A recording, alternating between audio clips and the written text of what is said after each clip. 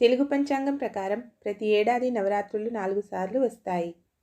వీటిలో చైత్ర నవరాత్రులు, శారదీయ నవరాత్రులకు విశేషమైన ప్రాధాన్యత ఉంది.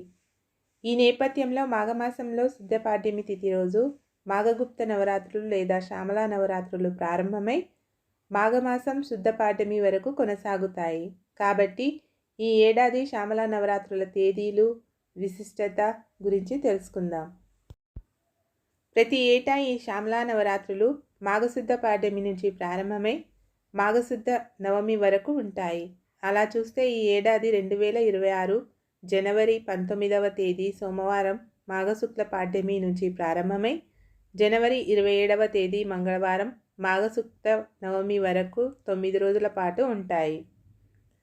ఈ 9 రోజులు శ్యామలాదేవిని పూజించడం వలన విద్య, బుద్ధి, వ్యాపార వృద్ధి, జ్ఞానం, మనశ్శాంతి లభిస్తుందని పండితులు చెప్తున్నారు.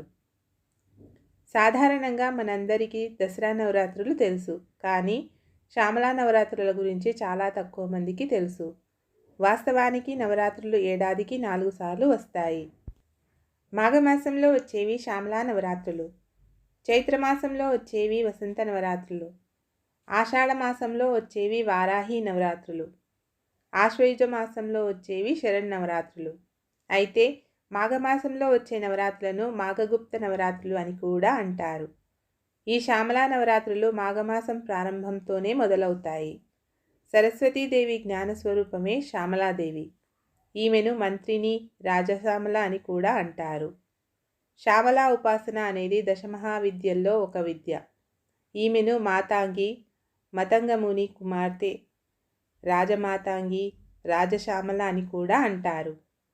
దశమహావిద్యల్లో ప్రధానంగా శ్రీ విద్యను ఉపాసిస్తే ఆ తర్వాత అత్యంత ముఖ్యంగా చెప్పుకునేది మాతాంగి శ్యామలాదేవి ఉపాసన. అయితే ఈ దశమహావిద్యల్లో శ్రీ విద్యను ప్రధానంగా శ్రీ ఆదిశంకరాచార్యుల వారు వ్యాప్తిలోకి తీసుకొచ్చారు. దానికి కారణం శ్రీ విద్యలో బ్రహ్మజ్ఞాన తత్వం గురించి ఉంటుంది. జ్ఞానం, వాక్ సిద్ధి, వశీకరణం కోసం ఈ పూజలు చేస్తారు.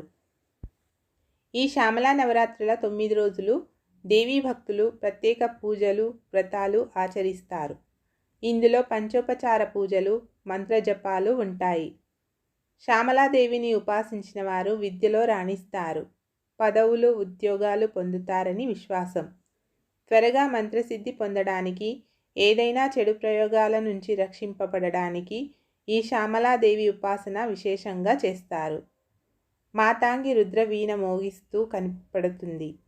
పాటలు, రాగాల యొక్క స్పష్టమైన రూపంగా ఈమె దర్శనమిస్తుంది. సరస్వతి యొక్క తాంత్రిక రూపమే ఈ శ్యామలాదేవి. అభివృద్ధికి, విజయప్రాప్తికి ఈమెను ఉపాసిస్తారు. సంగీతంతో ఈమెను ఆరాధిస్తే త్వరగా అనుగ్రహిస్తుందని నమ్మకం.